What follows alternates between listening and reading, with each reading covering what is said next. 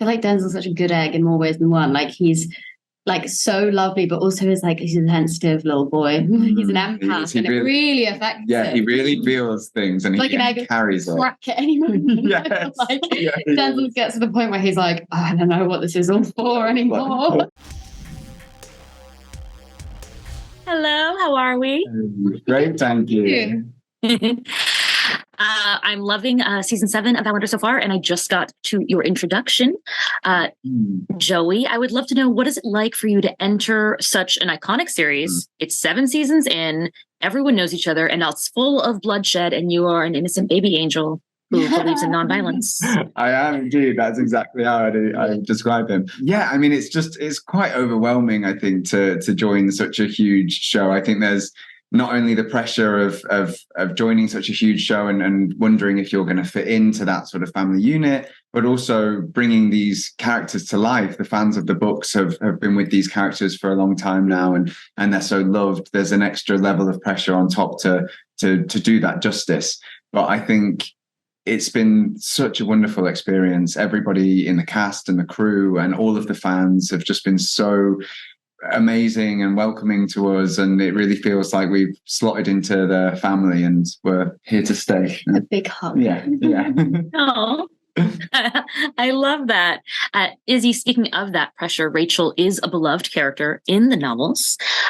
Did you dive into her story beforehand? How familiar with her were you before getting the role? I hadn't read the books at that point, so I wasn't familiar with her at all. But then when I got the audition through, I went on Outlander Wiki, my favorite website, and was like, obviously finding out more about her, and was so intrigued because she's a cool character. She's strong and she's kind and she's loyal and she's smart, but she's also like a little cheeky, and that's really fun. It's fun to be able to have that duality.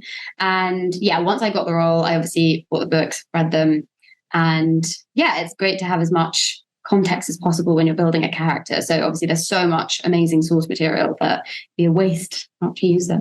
Joey, being a Quaker is a large part of both of your identities, but obviously then you enter the war, you're removed from your family, you're facing all of this violence that you never expected to. How does that affect him this season? I think it has a really profound effect on him. I think we see him really struggle with that throughout the season. I think he carries a lot of guilt on his shoulders, because not only has he taken himself away from this peaceful life that he's always known, he's brought his little sister, who he's extremely protective over and would do anything for. And now suddenly they're surrounded by war and violence, and they're in a very, very dangerous place and somewhere that they've never found themselves before.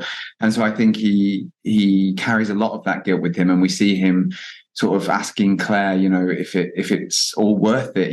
There's just so much death and so much violence. Like, how can we be making a difference? How can we be helping people? And I think that's really amazing, because I think his overall goal in life is to just help people and do as much good as he can in the world. And I think it's hard to hold on to that at times when you're surrounded by so much violence and war.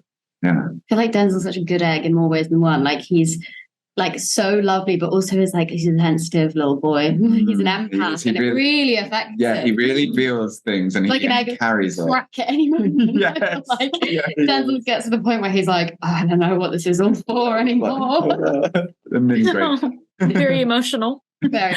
Now, Izzy, Rachel and Ian have an immediate spark in their first scene, but then there's also William trying to start some sparks. What is that like, having your own love triangle? Like, who did I pick? I don't know. It was really fun. I mean, they have such different dynamics. I mean, her relationship with William and her relationship with Ian are so different. I mean, it's so funny because I feel like her relationship with William is like, she loves him, but he's kind of like a little puppy to her. I feel like he's so sweet. And but I don't know, they have a really similar history. They're both orphans. They've gone through a lot of the same things. So they do really connect in that way. But there's just sometimes the spark is that bad boy. Bad boy. She's been, growing up in the middle of nowhere and has really not had any kind of romantic connections. So I think it's all a bit overwhelming to have two at once. I think she's like, oh my God.